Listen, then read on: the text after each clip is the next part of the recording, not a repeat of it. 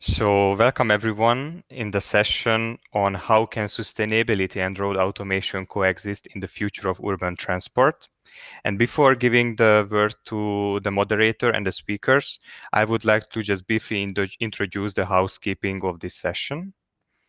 So as you can see, you have several tools that you can use during the session. One of them is the the chat function, where you can write your general comments about the session. Please make sure, if you want to participate in the chat, the people and the Q&A of the session, then you have the window session chosen, not the event. If you are on the event, then you are going to see the general chat of the whole conference, not inside the session. So every time you want to write something either in the chat or in the Q&A, use the session window.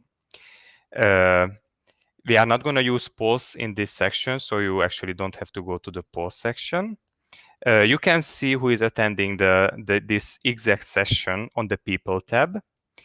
Please ask your questions from the moderator and the panelists through the Q&A button. Please don't ask specifically your questions to panelists in the chat. Ask them through the Q&A. Maximize your screen by hiding the chat or tapping the full screen icon, just being shown with the arrow on the top. I would like to inform you that this meeting is being recorded. Recordings will be made available online after the conference. Please keep your microphone muted when you are not speaking, and when you are speaking, be brief and to the point. After the session, you can check the event chat, you can check the results of the polls, and you can see which people are participating during the session. You can discover other upcoming sessions after this session on the sessions button, and you can try the networking function and be connected with everyone who is attending the conference. And you can send direct messages to other participants attending the conference via the arrow on the top next to your profile picture. And after the housekeeping, I would like to introduce the speakers of the session. So I would like to welcome Bert van Wie from Delft University of Technology, Nick Reed from Reed Mobility, Wolfgang Backhaus from Rupprecht Consult, Wolfram Klar from AustriaTech, and Mickael from Costa Association. And this session is going to be moderated by Nikolas Thomopoulos from the chair of WISE Act. And now the floor is yours, Nikolas. Everyone, and welcome to this last session of the day. Just like to say that this is a WISE Act session, so have an excellent lineup for today, and thank you for staying. I know it's been a long day, so hopefully get something rewarding for you. So have an excellent lineup. I'll just, following Bala's introduction, I'll just try to hopefully get over the technical challenges that I've faced. And Balas, please confirm if you can see the screen. So I can see the screen, but it's not in presentation mode. So please just click on presenting it, because now we can see the whole PowerPoint. All right.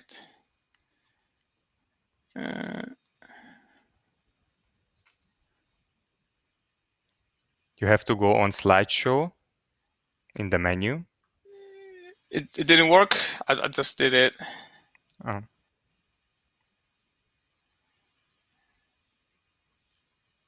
Not yet? No, we can see the whole program. Just the slides. Okay. Let me just try once more.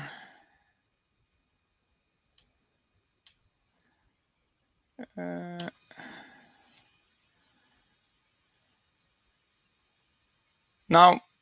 No. No. Okay. Let me just try to do it again. I'll just stop sharing. Apologies for the slide delay, everyone. In the meanwhile, I'll just try to do that. I'll just say that before we start the main part of this session, we will start with our science officer, so Dr. Mickael. So we're very lucky to have him with us today, and he will explain us a few things about cost as soon as I manage to share the slides.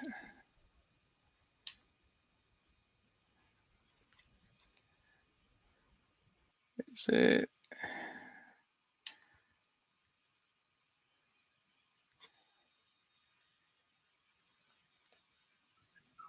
it visible now? It's not in full screen, but if you want, in the meantime, I can just share. I have also the slides open if you wish. Okay, so should I stop sharing then? Yeah, I'll share, and then in the meantime, you can see if it may work for the others. Yes, please do, Mickael. Yep. Yes. Okay. You can share the screen, and I can complete the introduction, perhaps. Mm-hmm. So I think you do see it now in full screen mode, right? Yes. Yeah. Okay. So yeah. Hello, everyone. It's a pleasure to be here, and I would like to thank you very much, Nikolas, and the entire WiseAct team for inviting me to this session. So I'm going to just give a brief explanation of in which frame the activity of WiseAct are occurring. WiseAct is what we call a cost action. And a cost action, it's basically we are cost is an association. Cost stands for Cooperation in Science and Technology, and what we do, we basically give funding for creating networks around a given topic. In this case, on automation and what will be discussed a little bit later. So, brief overview on the context in which WiseAct is taking place. For your information, the first point is that we actually cost is to pool the resources in terms of research across Europe. So beyond the European Union, the idea is to reach out beyond the borders of the EU and to promote as much as we can coordination of research. And the main idea is to avoid duplication. So within WiseAct, this is one of the points that they could do very efficiently. It means connect this pool of knowledge on the topic around Europe and pull it together in order to advance our knowledge on the topic further.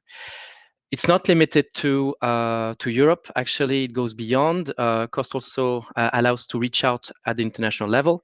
And this is one thing that I understand Nikolas and the team of WiseAct have done quite well, especially with some countries, and mentioning actually, maybe we should mention here the US, since we are also in a setup today in Urbanism 2021, which actually is inspired from an American initiative. And so it's a good bridge, let's say, to make here, that also WiseAct as a cost action could also engage quite well with our colleagues in North America. Cost actions, what is the value of it? Well, the first point is that WiseAct basically is a group of researchers that lead by Nikolas, and the idea is that they could set up their own objectives and own deliverables. So this is one thing, of course. It's bottom up in the sense that it's the community that basically says what are the main topic of interest, and WiseAct was actually selected and funded in that respect. The structure of WiseAct also a bit evolved over the time. The idea is that the structure should be a little bit agile. So depending on the research priorities that come up, then the actions can actually adjust accordingly. And then what we basically fund is the networking aspect of the community. So mobility grants, we, of course, meetings, working groups, meetings, conferences, and so on. More information, of course, is available on the COS website. Maybe I should highlight the point that the good thing about Action is that since it's based on a topic, it goes across disciplines. So this is one of the main positive aspects of Cost Action, is that it allows, let's say, to tackle an issue from different angles and perspective and disciplines. So breaking up this idea of the silos. I mean, we talk a lot about that, but the setup of Cost Action actually allows to do this pretty well. And here, well, it's just a tiny illustration of actually, if we take the set of cost actions that we're currently funding, more than 250, well, you see the diversity of fields that are being represented. And actually, many actions do integrate many different disciplines. So this is the idea that we want to promote. And I think WISE-ACT is also one of the actions that actually shows that quite well. We can advance by getting inspiration from different fields. Quick word on the cost actions. The idea, if in case there would be an interest to submit or to better understand the process, we start with a core number of countries making a proposal, and the idea is starting first with a core idea, and then it's open in the sense that actions can then join along the lifetime of the action, creating again this idea of pooling resources across Europe quite easy. Since we had this connection with this event with our US counterpart, I just made a tiny here illustration, a little research on to show you, for example, that out of all the cost actions we have, which is 250, we have about 30% that include participation from the US. So this is just maybe a little information I would like to provide you, that indeed cost actions is also a way, so it's a mean in order to maybe reach globally and global resources. So this is just for your information. And finally, this is what we actually see. I'm wondering if Nikolas can actually support this, and also the team in WISE-ACT. What are the benefits to actually engage into this idea of cost actions? You have the idea to connect to networks of specialists to create this expertise pool. We have also the capacity in order to know across Europe what are the methodologies existing, and maybe creating a sort of consensus or state of the art at the European scale. And then there's more like personal incentives. We know that through actions, people find new opportunities, especially through the personal contacts and so on. And also not disregarding also the recognition to be part of a group of experts, and this definitely facilitates the publications in prestigious journals and so on.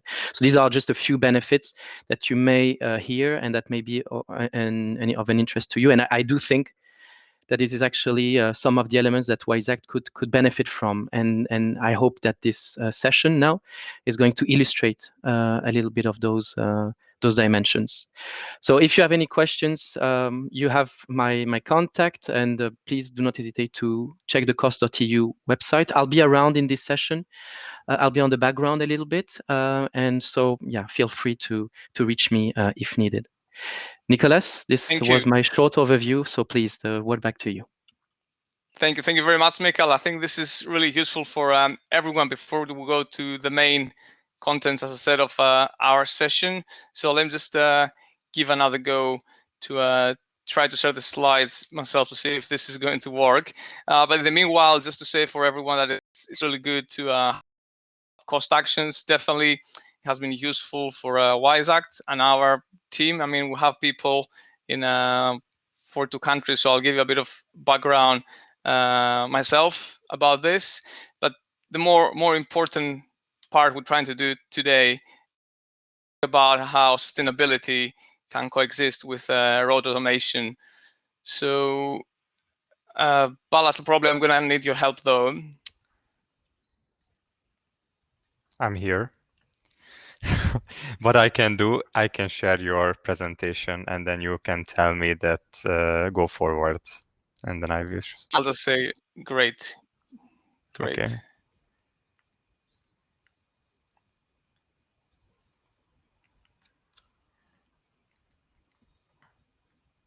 So I'll just do for everyone. So now, following the introduction, I'll just introduce our panel quickly. So we'll have Professor Bert van Wey will make a start, and it will be followed up by Nick Reed. Then I'll just say a few things briefly about WISE-ACT, and then I will be followed up myself by Wolfram Klar of AustriaTech. And last but not least, we'll have Wolfgang Backhaus from Rupprecht Consult, who will try to bring everything together, and we will focus on cities.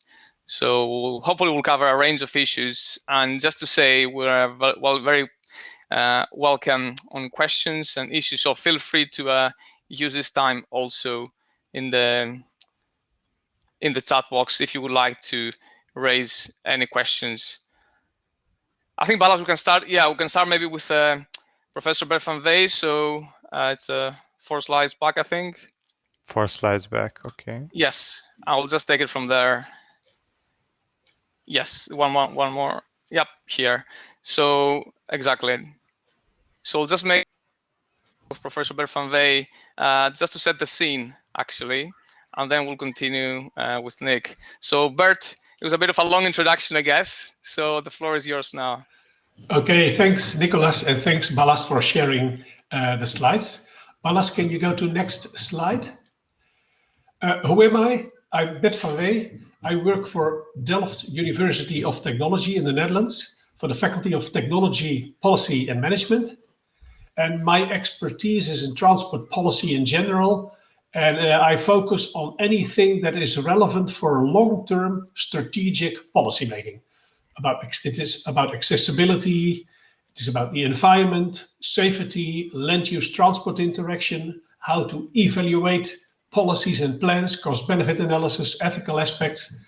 That is generally my expertise, and I'm typically what we call a generalist, not a specialist in some details, but I try to understand the full picture of what is important for transport policy. Next slide, please. Autonomous vehicles and sustainability. Sustainability is all about people, planet, and profit. For each of those dimensions, I have one message.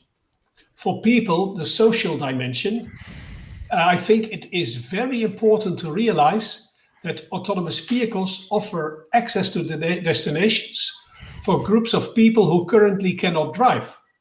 There are people who are too young to have a driver's license, people who are blind or have any other handicap. There are also people with a very low income who cannot afford a car and live in remote rural areas and might face social exclusion if they have to travel with the other alternatives. And for those peoples, AVs could really be a big advantage once they would be introduced. That's an advantage that I think we should not overlook. For profit, I've been involved in several debates, and people have shown their concerns that autonomous vehicles will finally lead to a lot of people losing their jobs. Don't be afraid of that. Sure, at the individual level, there could be people who lose their jobs. Taxi drivers, bus drivers, lorry drivers, for example. And if you're 63 years old and you've always been driven a lorry, it might be difficult to find a replacement job. But on the other hand, for full society, you should not be afraid. There will be other jobs because we need to develop and implement autonomous vehicles because of traffic management, things like that. And even if that would be fewer jobs, we would all save money on the costs of transport because lorry drivers will not have to be paid, and people will spend their money on other goods and services, and that generates more jobs. So on the long run, don't be afraid of losses of jobs. For the planet, for the environment, you should realize that the environment is more than about emissions. I know many people who think, well, if we would have autonomous vehicles which are fully electric and we produce electricity in a sustainable way, and we share those vehicles, not any problem for the environment, but I think this is not good. I think we would not like our central urban areas to be completely flooded by clean autonomous vehicles. We should limit access for those vehicles to have livable, attractive cities where people can walk, cycle, shop, do whatever they want. So don't think that if emissions will become zero, that there is not any problem anymore with cars and the environment. These are my 3 main messages. Excellent.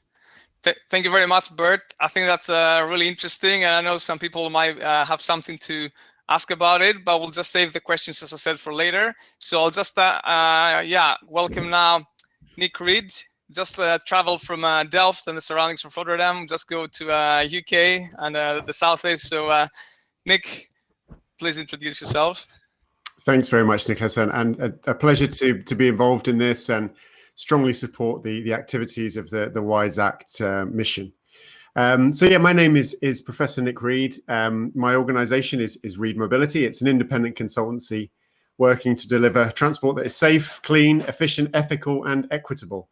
And I think very much aligned with the principles Bert was just describing there.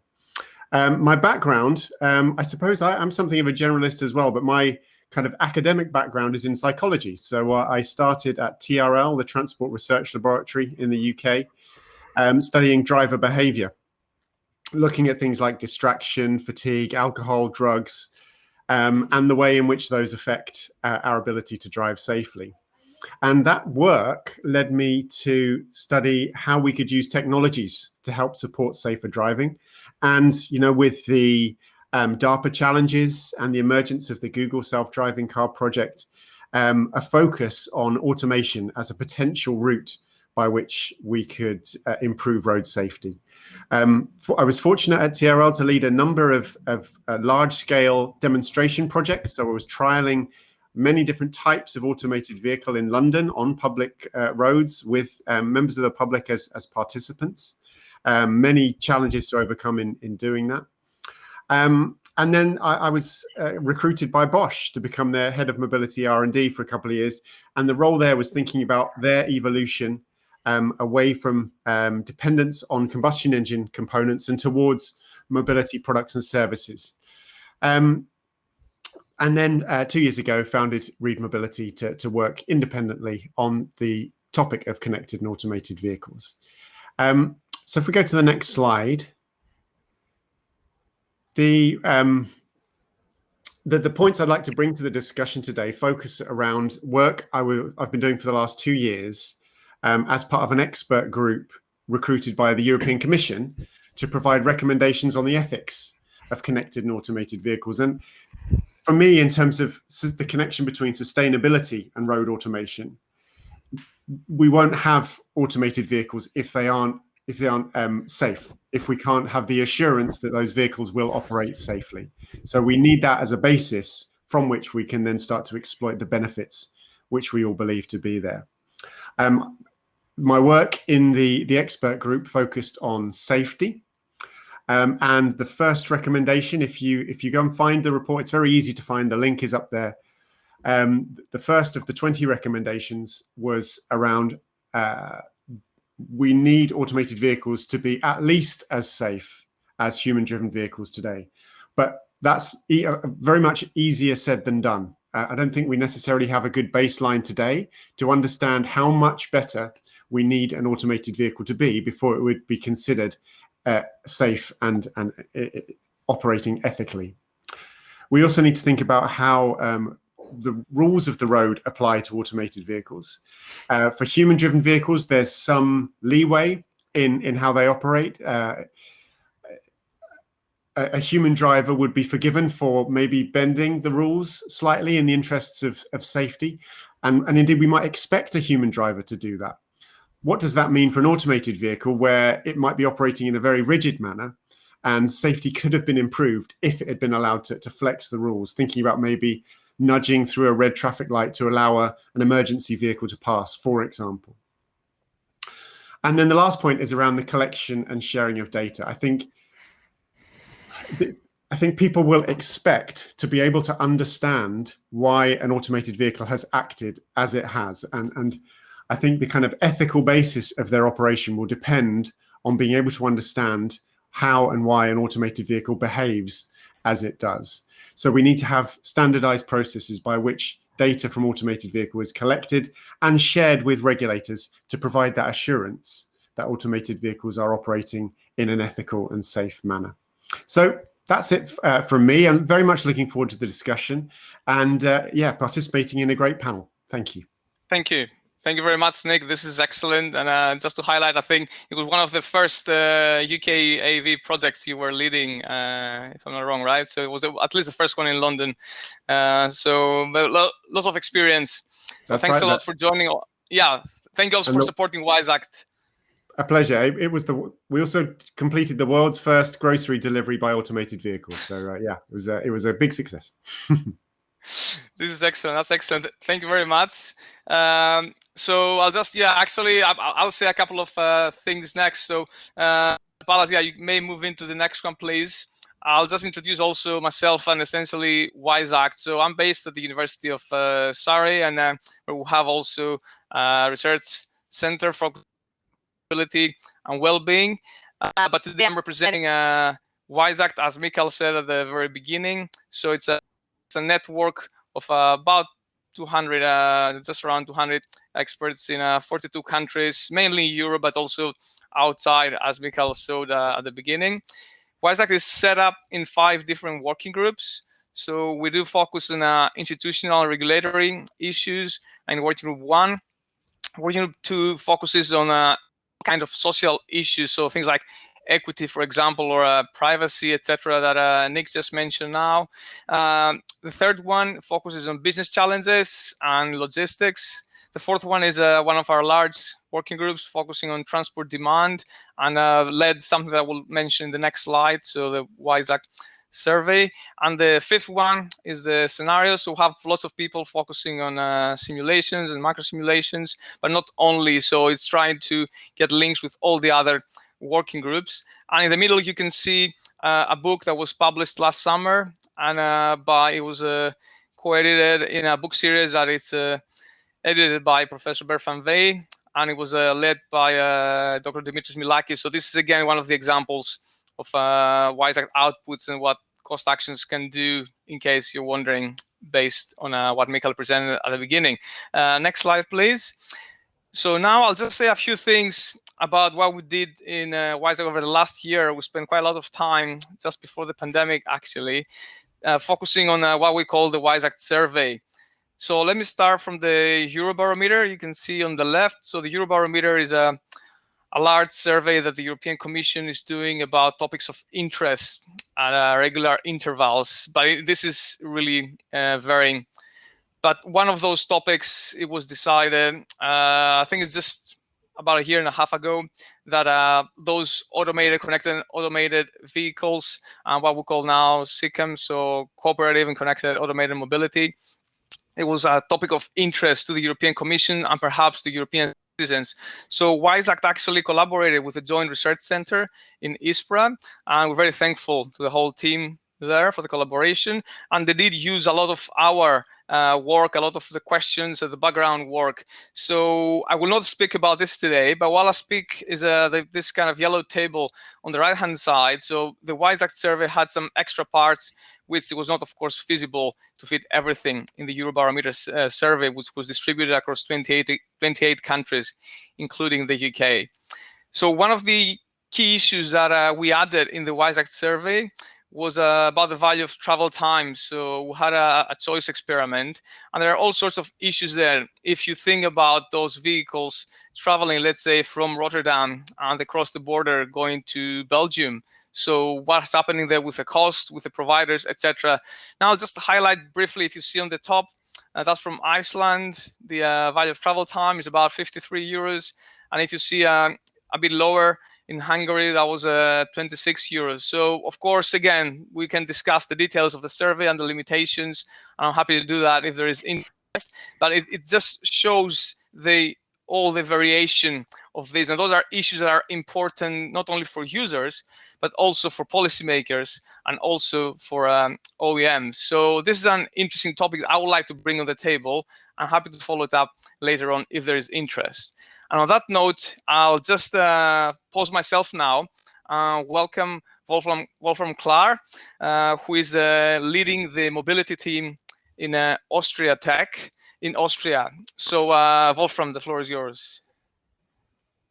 Thank you very much. I hope you're able to hear me and the connection is stable enough for today. Yes, My name is Wolfram Klar, and as everybody has been introducing himself so far. So my background is in regional and spatial planning with a focus on traffic and transport. And I've been working in that area in different areas. Since quite a few years, I'm now focusing on the automated mobility, mostly on road transport here. I'm working for AustriaTech, where I'm the team leader for automated mobility and safety. And AustriaTech is the federal agency for technology measures, which is belonging to the Austrian Ministry of Transport. Within this organization, we are also running the contact point for automated mobility, which is the first point of contact in legal and technological issues for national and international companies and projects. And not going through all these points here, but I think it's relevant to note that we are also evaluating as this contact point applications for testing of automated vehicles on public roads. Yeah, next slide, please. What I wanted to bring to you today is that we had since the topic of today is about the sustainability and road automation, how this could coexist. We did a quick research last year about several projects and checking them against the UN Sustainability Development Goals. And we find quite a lot of matches here. And the top 5 are shown on this table in the top left area of this slide.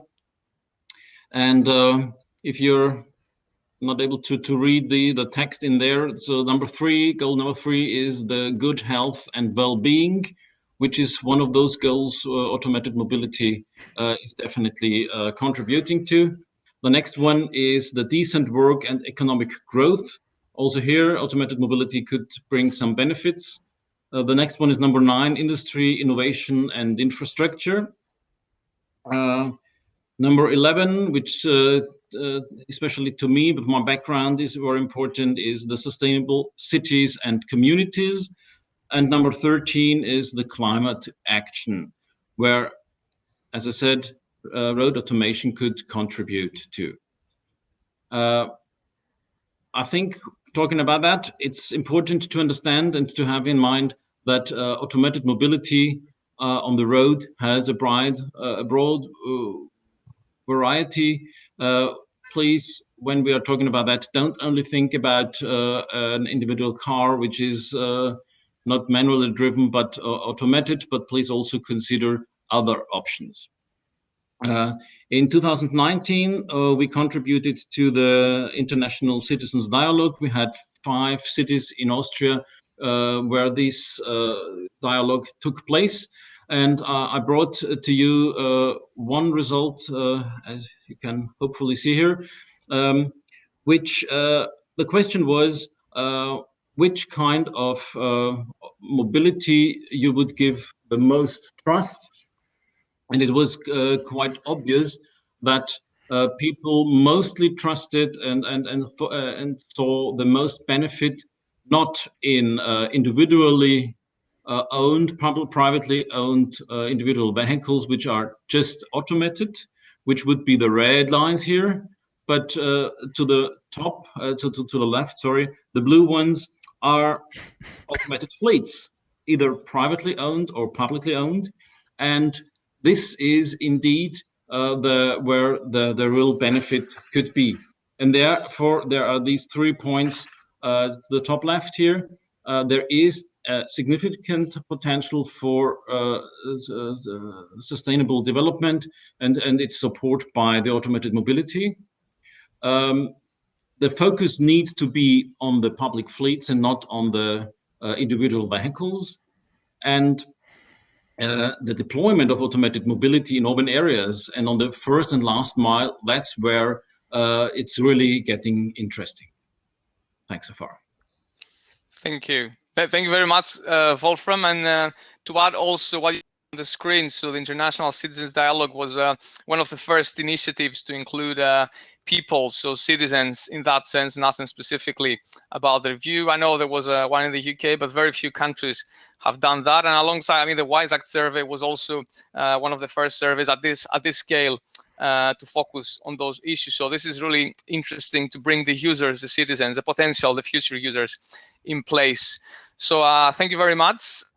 Remind participants, if you have any questions, feel free to put them in the chat, and in a little bit we'll just start addressing also those questions. So now I'd just like to invite Backhaus, Dr. Wolfgang Backhaus of Rupprecht Consult. So from the UK, went to Austria.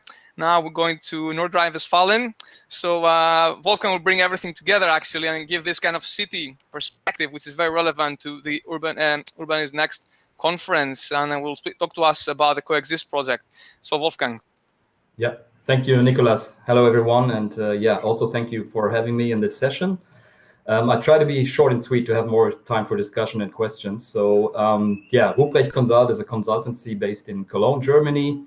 We are part of the core team around the Sustainable Urban Mobility Plan concept. And this is actually also for us a kind of a framework to approach new topics like CCAM. So we are also authors of the topic guide, so the SUMP topic guide for CCAM planning.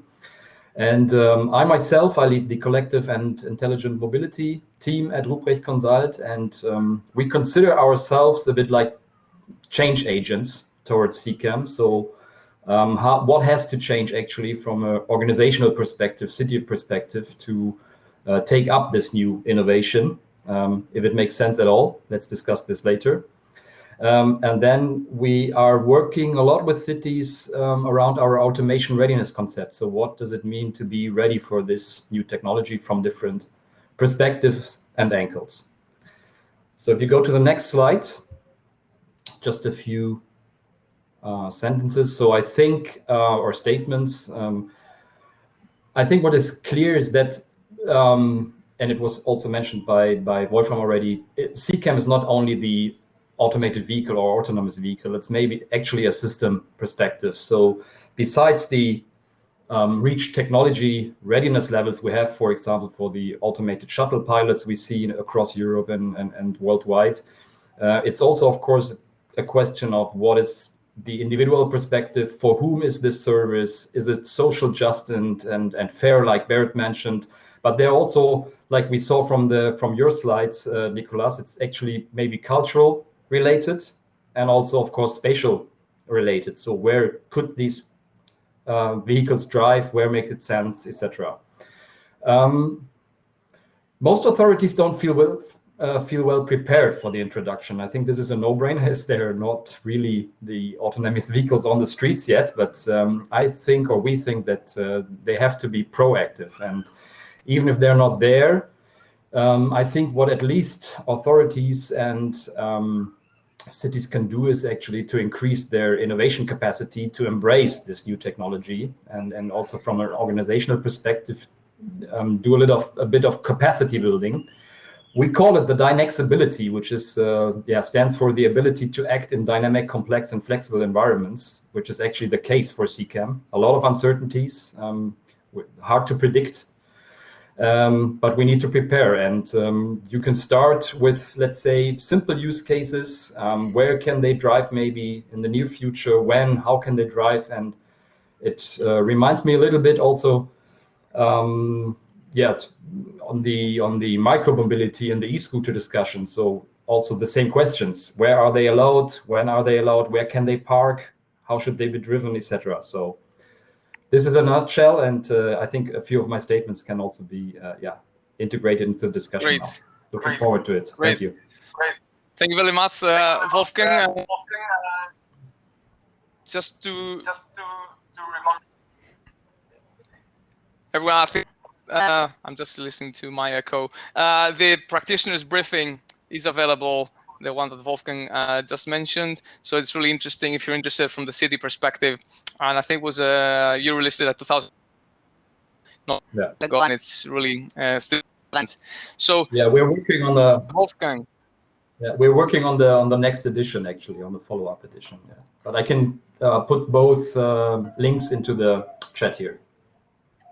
Exactly. This would be really helpful, I think. And now I'd just like to actually move on. And this was the quick introductions, and we move on to the main part of this session, which is to invite actually, well, first of all, the additional questions. So I can see Carlos already putting there, but I'd like to invite all the guys to come well on the virtual panel.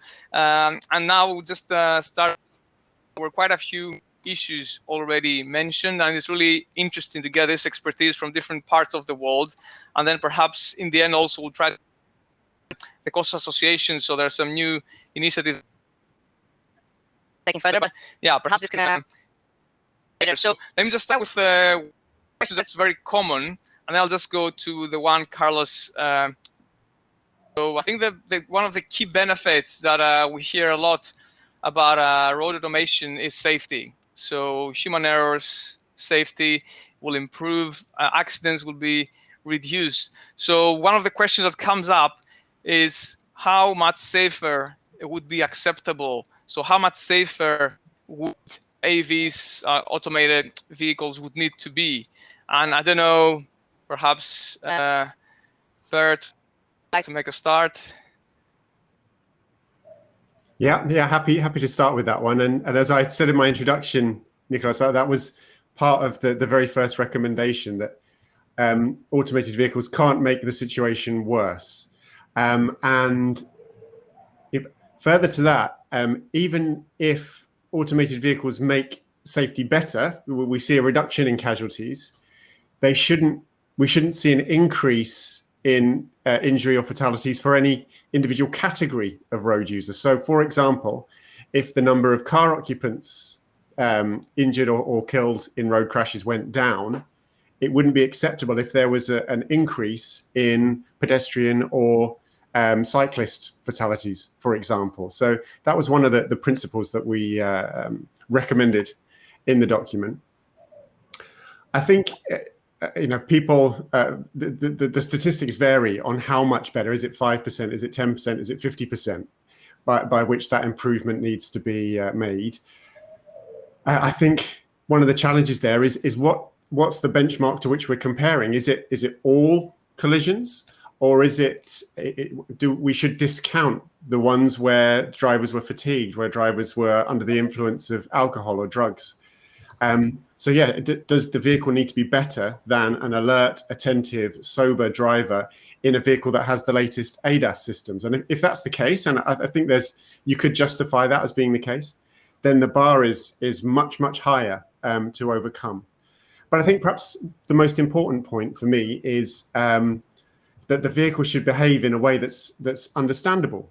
We should be able to look at the data that the vehicle was using to determine its actions, and decide whether we think its behavior was acceptably safe. I mean, there sadly will still be collisions involving automated vehicles, but some of those might happen for reasons that we consider acceptable. It might have been the behavior of others that led to the collision, and we need to have the data to be able to come to that judgment. Yes, please, I was going to come to you. Okay, I first of all agree with everything that Nick said, but I think the standard is even higher. Both as individuals as well as a society, we are way less tolerant to risks if we are not in control. That explains why some people prefer to drive to the south of Spain from Northwestern Europe because they have fear for flying, or they think that I'm not in control, I don't want to accept that risk. Also, if we would apply the safety risks in industry to lorry drivers, we would forbid them to do their jobs anyway. And also as individuals, I think most of us recognize this. If you're in control, you accept more risks than if you're not. This means that if autonomous vehicles would, let's say, be overall 20% safer for all road categories relative to the scenario without autonomous vehicles, so including other technologies, as Nick just said, so 20% safer, it means that you would every day read in the newspaper, child killed by autonomous vehicle, or whatever message. I think we are not going to accept it, even if it's way safer. And you can discuss if this would be ethically correct to therefore not implement AVs, because they can save many lives. But I think society will ask of autonomous vehicles that they will be way safer than the alternative, maybe at least a factor 2, maybe even more. There is literature showing that people accept 10 times more risks if they are in control compared to if they are not. If that would apply, autonomous vehicles have to be very, very safe, maybe 10 times safer than the scenario without AVs. Sure, thank you. And this absolutely makes sense. That's a big topic, actually, that has not been attracted the attention that needed. Yeah, Wolfgang, please. Yeah, I think, I mean, from our surveys, Nikolas, we also see that actually safety is the expected benefit actually by people. So, and there are a lot of use cases we can anticipate from our knowledge, from research, but there will always be this edge cases, like Bert said, new cases. And even though machine learning, artificial intelligence, everything will optimize this safety aspects, but I think we also need to be prepared, and this is also a task for administrations, authorities, that there will be these edge cases, and that's really something they have to prepare, the communication actually about these. I'll just because the moderator's right. This is what Nick mentioned about ethics, and Bert, I will come back to you because I know like it's your 10-year anniversary from your book about transport ethics. So I mean, just staying in this kind of road automation and automated vehicles. So what kind of role or position do you see for the trolley problem, particularly the discussions and debates about ethics? We frame that I understand. Now I was saying this is an important discussion, but how you say we should end those discussions? I'm not sure if everybody knows what the trolley problem is, so I should maybe very briefly explain. Translated to autonomous vehicles, the trolley problem means what to do. What should the algorithms of autonomous vehicles do? Suppose there's 4 people in an autonomously driven car. There is a truck coming from the other side who has a flat tire and loses control, and the algorithm needs to decide. Either proceed and the 4 people in the car will be killed, or move to the right and an innocent pedestrian will be killed. That is the core of the trolley problem. And there's a lot of debate, and research shows that as consumers, as buyers of an autonomous vehicle, we would like that the car to move to the right to save the life of the people who own the car. But as citizens, we think this is unfair and you cannot suffer the life of an innocent person. So there is at least a huge discrepancy between what we would like to do as a consumer, but what we think is acceptable as a citizen. And even if you're as a citizen think, okay, the number of life matters, if you would then say, okay, there is 3 pedestrians that will be killed as opposed to 4 in the car, what to do? Well, research shows that many people think it's an extremely difficult question to answer. And to make it a bit more complicated, it's not only the trolley problem that is the only ethical issue with respect to autonomous vehicles. It is also about space allocations. If we would all move to autonomous vehicles, can they consume more space at the cost of pedestrians or cyclists? Is that fair? If they would be very safe, do we tolerate way higher speeds for autonomous vehicles compared to other vehicles? Is that fair? Even if it would come at the cost of the environment? How about data, as Nick already said? So we can make the system safer, but then we probably have to share a lot of data that we are not sure that we think it is fair that you force people to share those data. And another ethical issue, suppose something goes wrong with an autonomous vehicle and it kills somebody. Who is responsible? The company designing the sensors, the company who designed the algorithms, the car's manufacturer, the company who imported the car from Korea. So that is also an ethical issue, and I could continue for a long time. My message is the trolley problem is a very fundamental problem that we have not sorted out yet.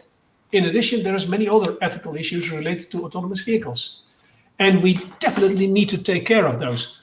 In the policy analysis literature, the agreement is that good policies are effective, efficient, and fair. If we think something is not fair, many people will protest. We have to solve that.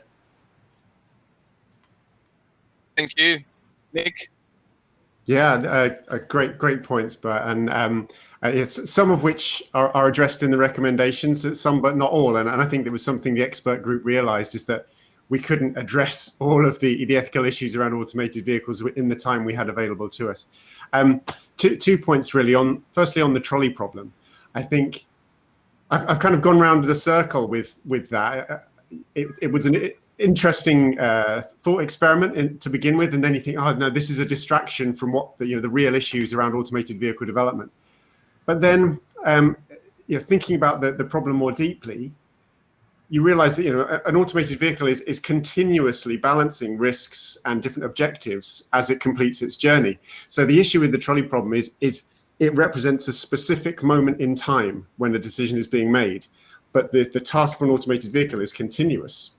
And so you need to understand how it reached that particular moment in time, and understand was that ethical up to that point, and is its behavior thereafter as safe as it could be and ethical in the way that society would deem acceptable. So I think it can be a useful paradigm to apply. The other recommendation I was going to pick up on is perceived vulnerability. So I know we often talk about vulnerable road users being cyclists, pedestrians, and so on. But cyclists, myself as a cyclist and as a pedestrian, I don't feel like I should be considered a vulnerable road user. And in the recommendations, we talk about the potential for automated vehicles to redress some of those, the balance in vulnerability, and to give more space to pedestrians and cyclists than human drivers do, to try to counteract some of that vulnerability. And I think that was an interesting point that deserves more coverage. Absolutely. Wolfgang, please try to round it up. Yeah, it's actually, again, the city perspective and maybe even a question to Bert here, because you mentioned the algorithm, which is a core ingredient, I think, for the behavior of autonomous vehicles, automated vehicles.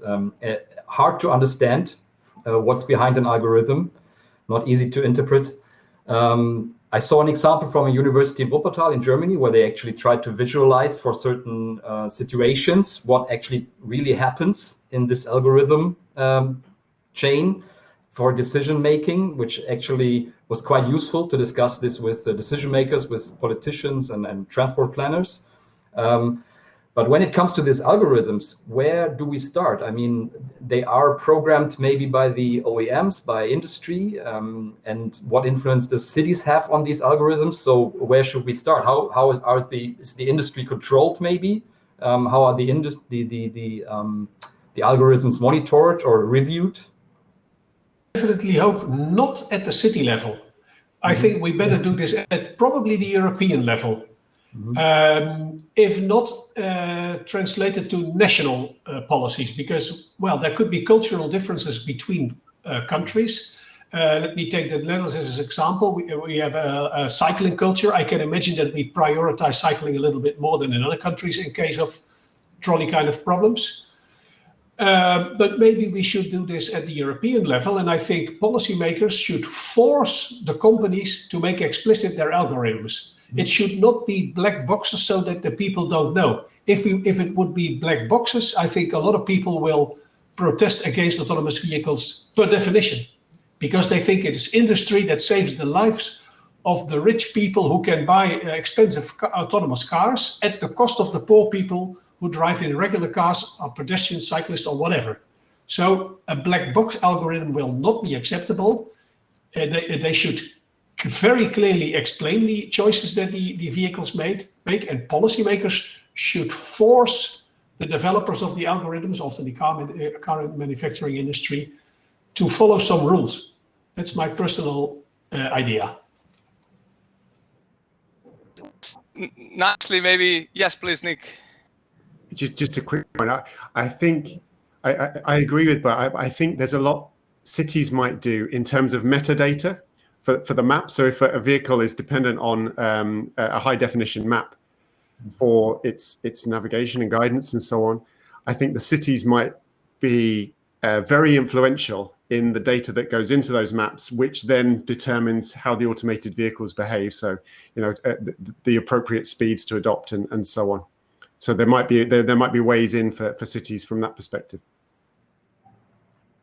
Absolutely. Can I just Wolfram, I'll just come to you, because I think so far we've been painting a quite bleak picture about road automation.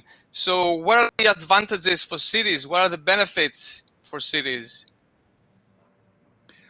I would, as I mentioned before, I would mostly see that not in using or just making manually driven cars to automated cars, but to look at the potential for new mobility solutions within the cities. There could be some which might be similar to what we have right now, where we have, let's see, for example, these shuttles, which sometimes are already existing, and to enhance that.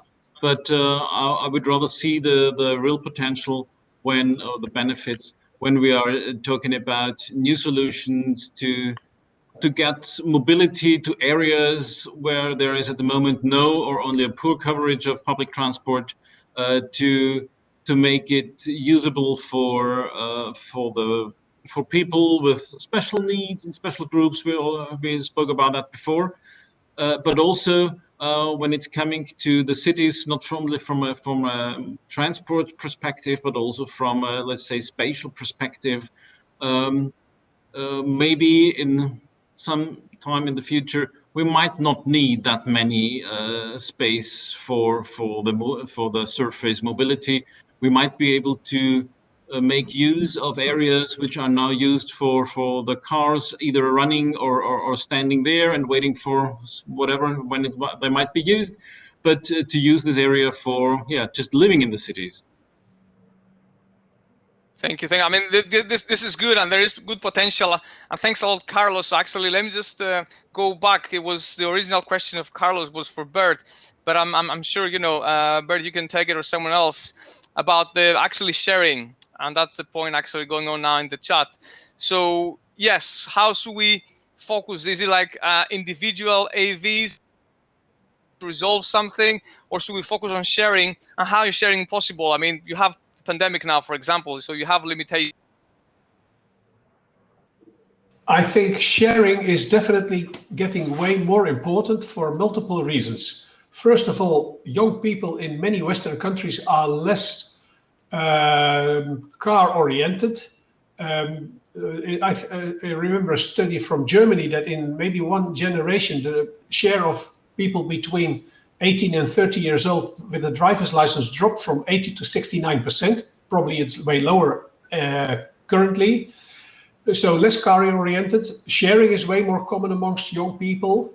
We want to reduce urban sprawl, and several countries have policies that mean that urbanization should take place within the boundaries of current cities. In the Netherlands, it's about all urbanization that takes place in the next decades. Not all, but almost all should be within the current boundaries of cities. We don't have the space to let all people who will live there have car ownership levels that they currently have. Even in Amsterdam, which has the lowest share of car ownership in the Netherlands, 250 per 1,000 inhabitants, the new residential areas cannot have that many cars per 1,000 inhabitants. No place to park, no place to drive.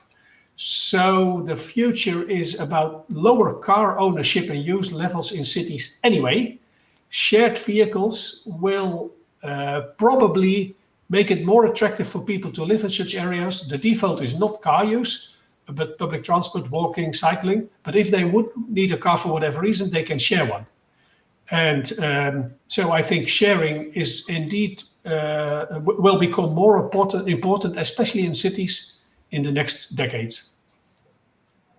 Sure. And let me just take this actually. I'm sure also others would like to say something about sharing, but let me just go back to Wolfram or even Wolfgang, depending on who wants to go first. So let's stay on the users, on the people who want to travel in the city. So how can we ensure that those users are familiar with vehicle automation options and facilities, and how can they make the most out of it, not only gaining themselves, but also helping the city so to meet wider objectives? How can we ensure that? Yeah, I think I would like to go back to what we said before about the citizens' dialogue. The method of the citizens' dialogue was that during this day where the people have been interrogated and asked the questions, and a significant and important part was that at the beginning, people have been given information about what we are talking about, because I think that's a crucial point when we're talking about automated mobility. But if you ask 5 people, you might get 10 opinions what automated mobility is.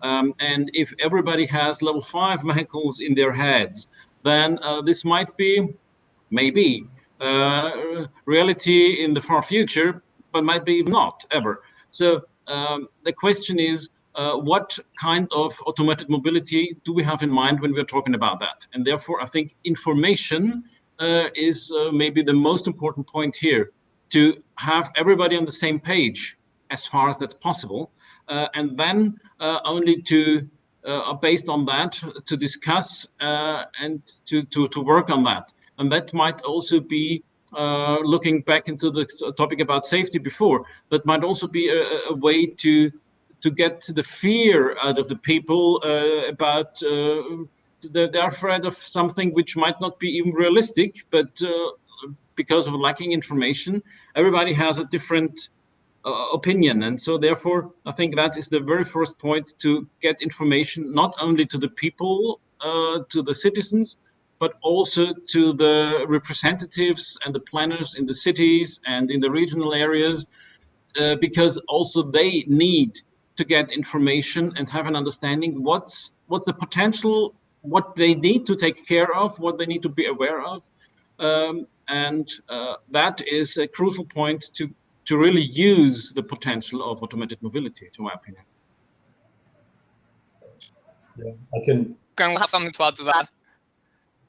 I can only agree. I think it needs more activities like this Mission Public initiative. So we need more user acceptance dialogues, citizens dialogues on this topic.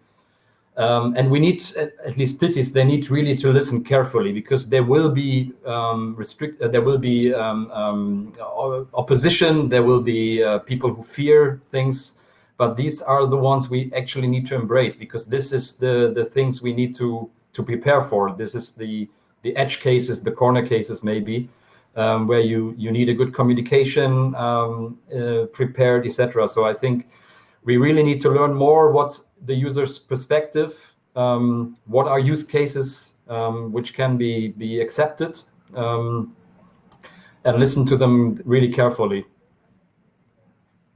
Absolutely. And just to add also to this UK perspective, so consultations taking place similarly to the citizens' dialogues. That was a couple of years ago, and actually it was one of our WISAC participants, so Professor Graham Parkhurst.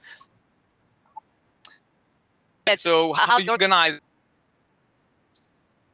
as we think, and getting the diversity to, I mean, this is complicated, and Wolfram, you want to say a few more details? Someone else wants to say, perhaps link it with things about inclusion or equity, social aspects of society? Yes, for sure. That is a really important point, because automated mobility is much more than just to move one vehicle from manually driven to automated. And but the effects are definitely different for the different people and user groups. And we have already been discussing about, okay, some people might lose their jobs, but the benefit is much higher than what the loss is in that area. And don't get me wrong, I'm not saying that in some situations for some people, a manual driven, privately owned car might be a very good solution for a specific point, for specific people, and so on. But looking at the big picture, I think we need to look at the automated mobility as a system. It's not the individual cars, but the system includes how they work together. It's not, it's shared vehicles, it's maybe it's ride sharing, but it's also other ways of sharing. we have situations where, we're not talking about replacing, let's say, a regional train with 5,000 people on it. It doesn't matter if there's a driver or not. But if we are talking about a bus who is providing mobility to an area where there was no bus before, but it's sparsely inhabited, and in that areas, it definitely makes a difference if there is a driver who costs, or if there is a machine who is providing the same service, but the costs much less. And I think that needs to be considered. But to use this advantage, we also need to include the infrastructure, and to see the benefit which comes from there, to working together, the vehicle and the infrastructure. And that is where the cities are coming back into the picture, because the vehicles might be privately owned, but the infrastructure will always be the public infrastructure, which needs to be paid for by the public. And therefore, we need to see where to spend our money and which benefits to gain. And that was the reason why we had a look at these projects, where we found out which of these sustainability goals are mostly mentioned there in these projects. And this is really interesting, and it's good, I think, just to get the message clear out there, so that we need just more of this, and we really need to build up on this experience. I'm not sure, does anyone else want to actually a couple more questions? I think maybe just to add the experiences we just make with all these pilot shuttles we have. So I think this is a good way to raise awareness about the topic. This is actually often the first experience citizens and people have with automated vehicles. But we just had a launch of a pilot in Varberg, small coastal city in Sweden this week. And even though this infrastructure or the road is really not, let's say, it's not the typical use case road, but technology-wise, it was possible to have it there. People enjoyed actually the ride. It was fun for a lot of people. That was the feedback. But actually, economic and sustainability-wise, it would never make sense to run such a vehicle there. But it's still, I think, important to have this first experience with automated vehicles by citizens, by people. If I can add a little bit to the debate, controversial policies generally face way more opposition before implementation than afterwards. We've seen this with getting rid of parked cars on historical squares in inner cities, reduced access of cars to inner cities, road pricing systems like in Stockholm, in Norway, Norwegian cities. If you ask people what do you think, a lot of people are quite negative. If you implement and then they see the system and they see the advantages, they become more positive. Personally, I think that if we would do a questionnaire asking people about autonomous vehicles before the introduction, and 10 years later you would repeat it, and people would see, okay, they are not perfectly safe, but they reduce fatalities by 50%.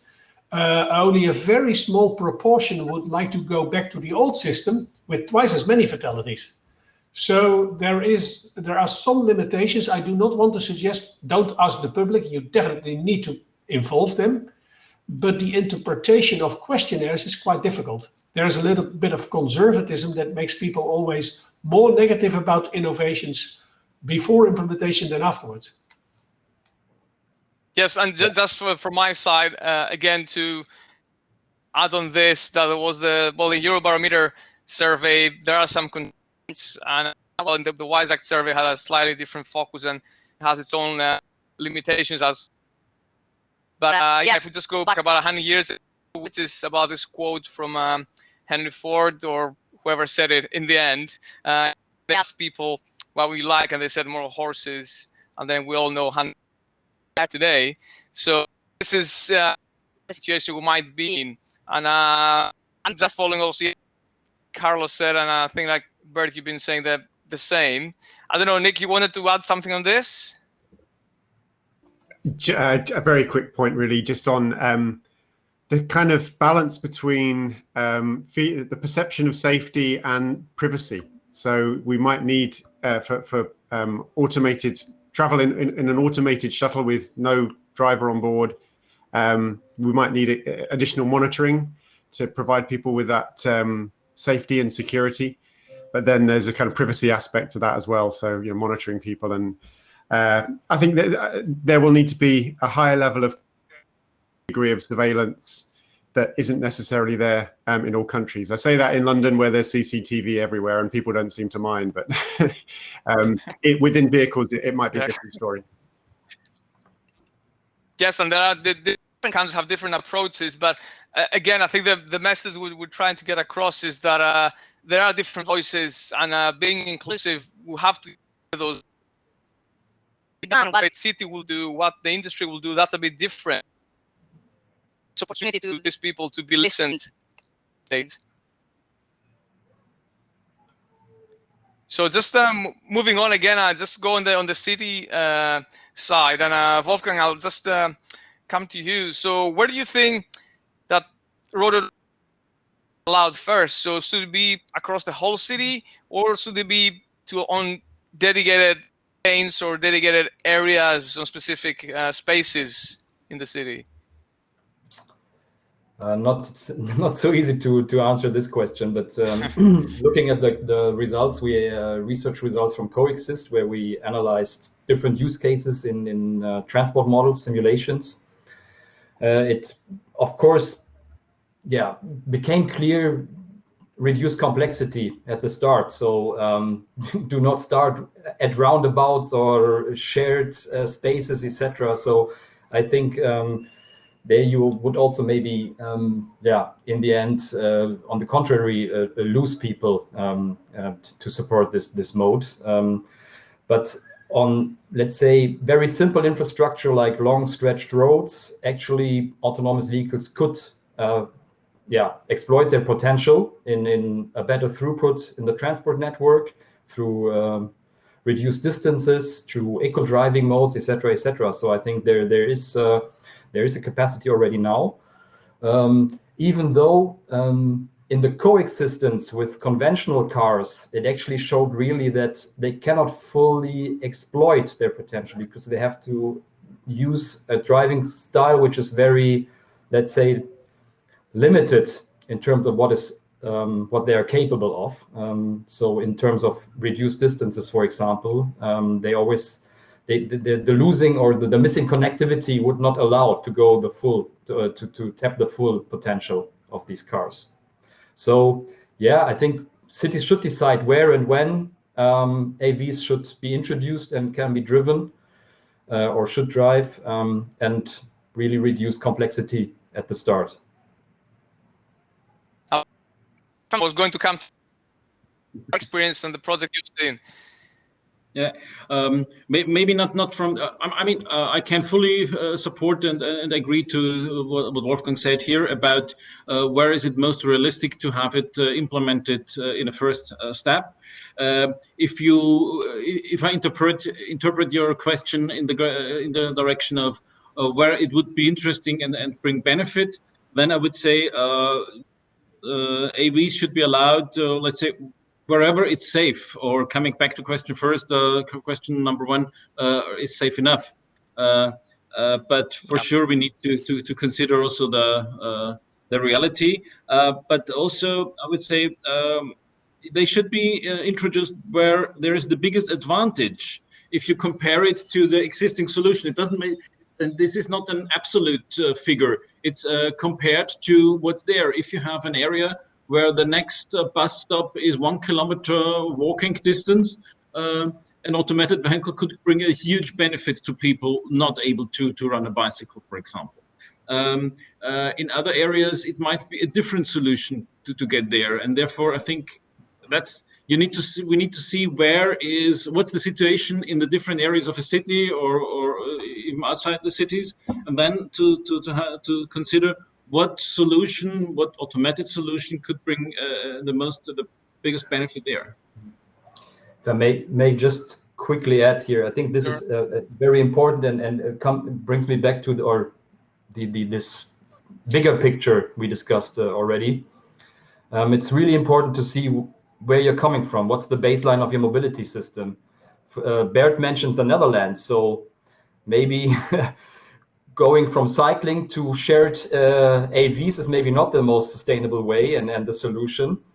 But there are other contexts. For example, I'm looking, for example, to Eastern Europe, Eastern European countries. There are not that much pilot shuttles research ongoing at the moment, but there are bigger cities which have a high share of public transport still in their modal split. And compared to Western European cities, they could only dream of these public transport shares they have. And looking at this, I think automated or CCAM could provide really a solution like discussed or mentioned by Wolfram for first last miles to really make a complementary solution to the existing public transport network. And this would really make sense. And then actually they have a situation where I could see even leapfrogging the whole innovation cycle and technological cycle. Yes, just to adding now, and then Nick, I'll just give you the floor again. A quick point that we have started this in WiseAct at the very beginning.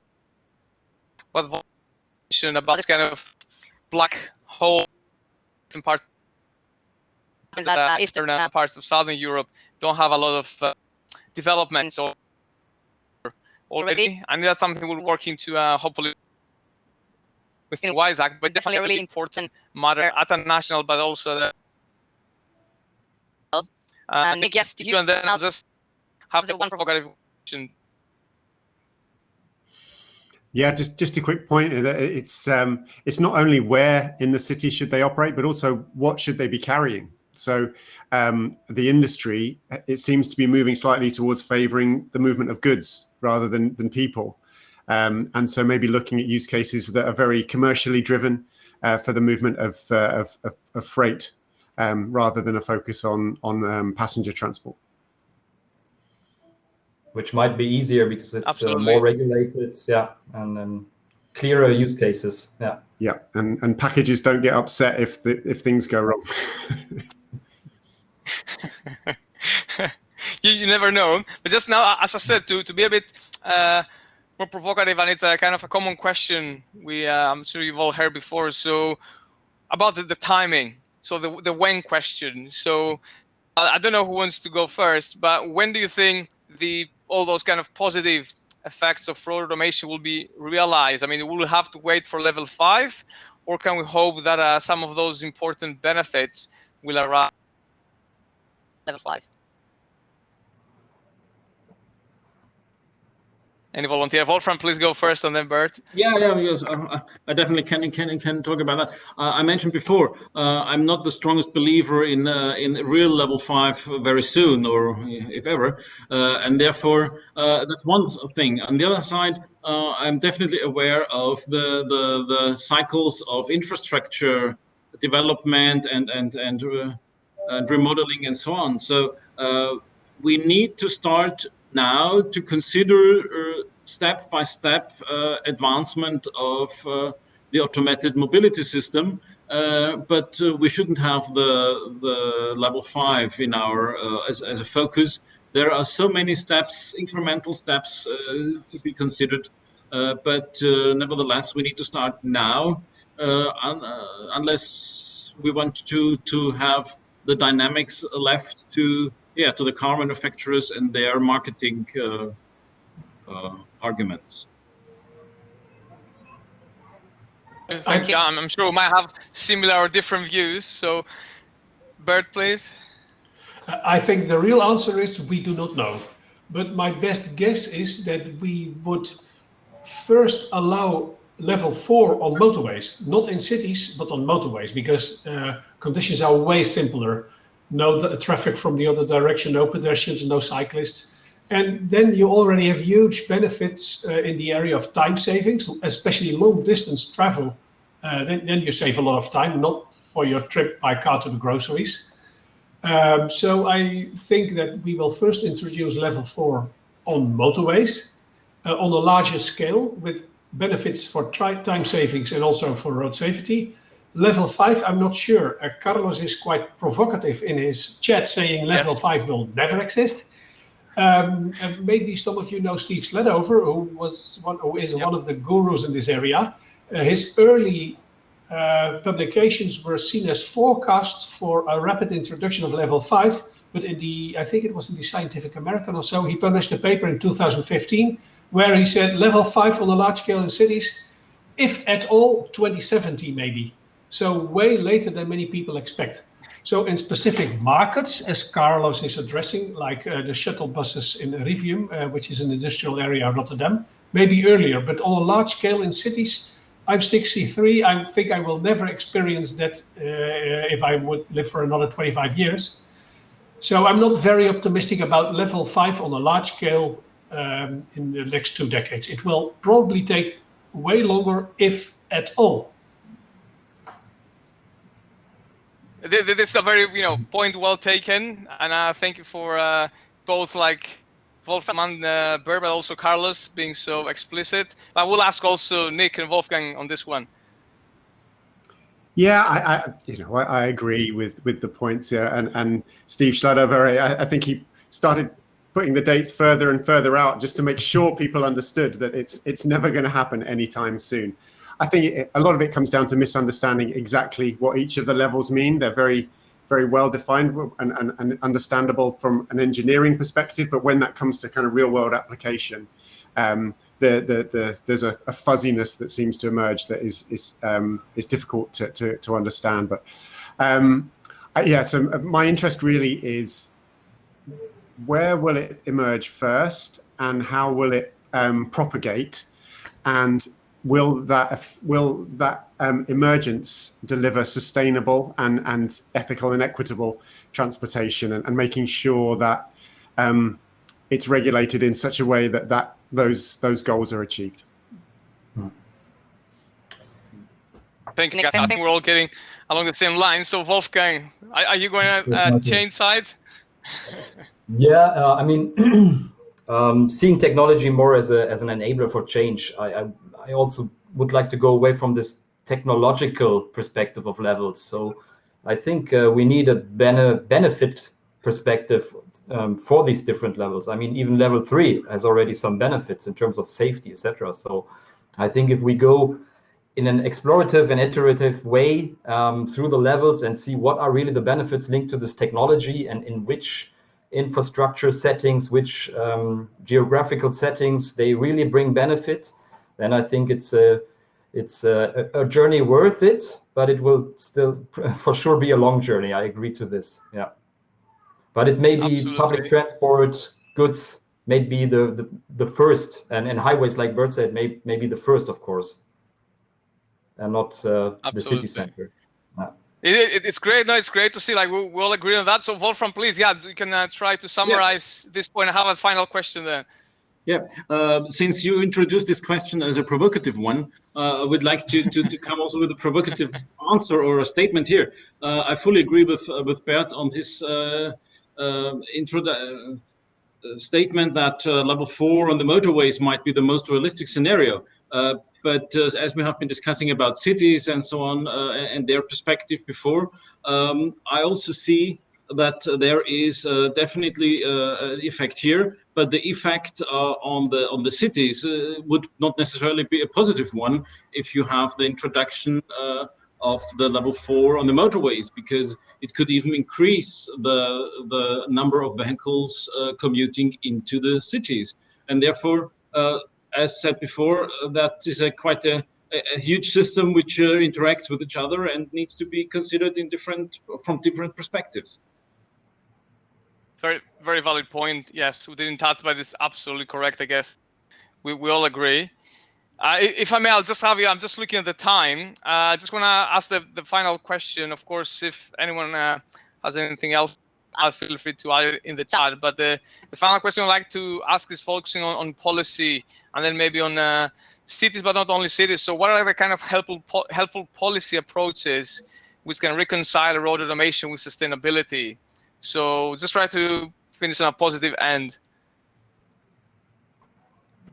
May I start? Yes, please.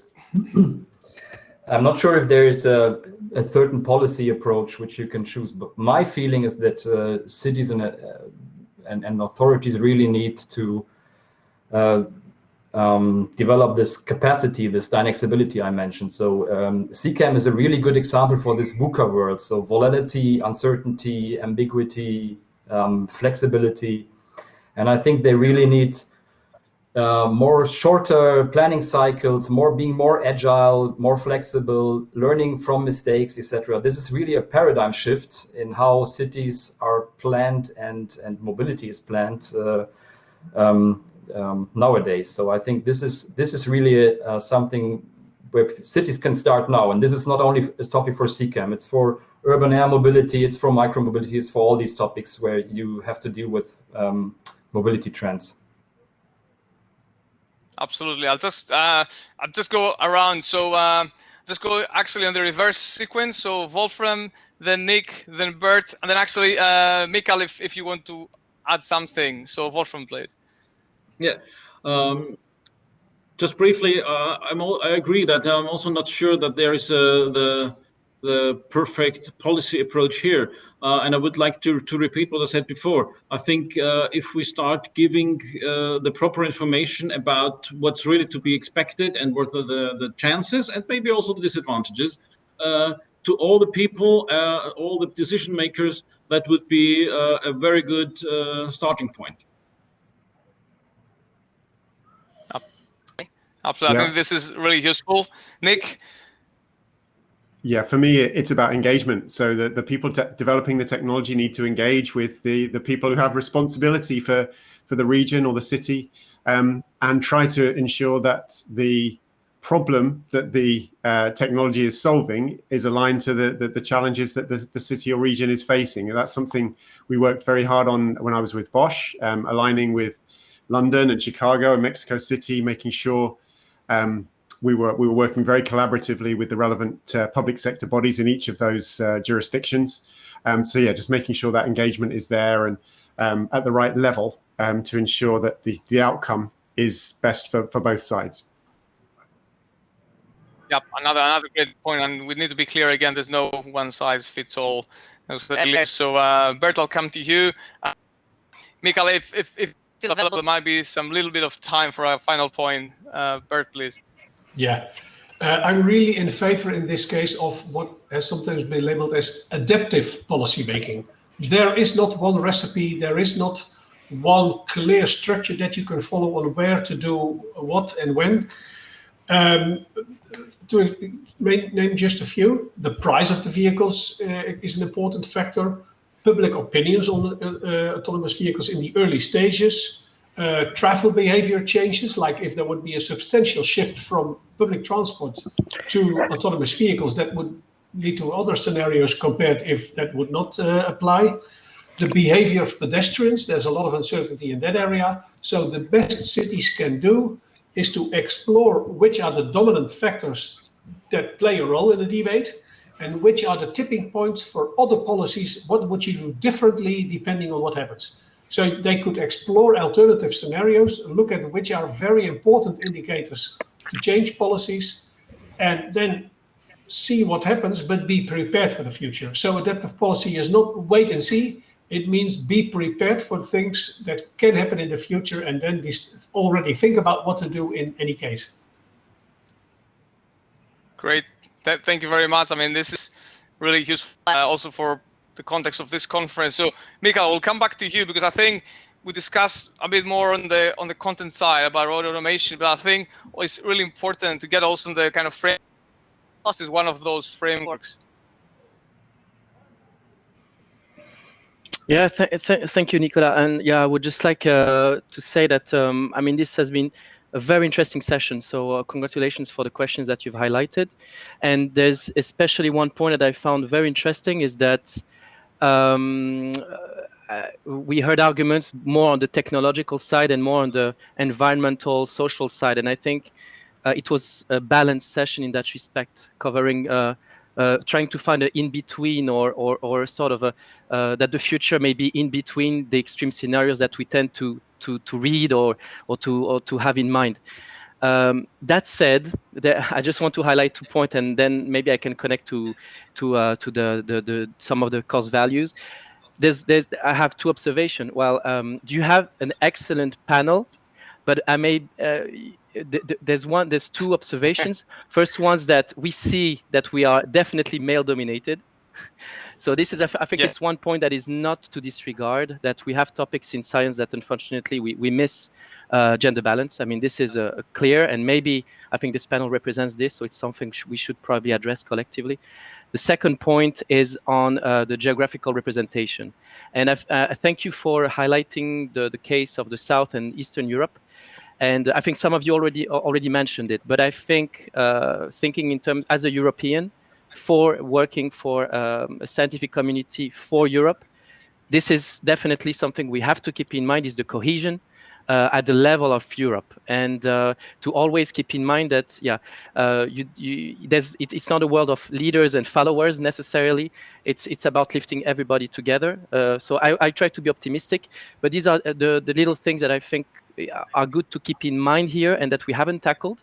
Although the debate was really interesting, but these are additional dimensions that I wonder it's good to keep in mind for future and for follow-up discussions. So, I'd like to thank everyone. Really looking forward to get in touch with you if you're interested to find out, and hopefully see you for the next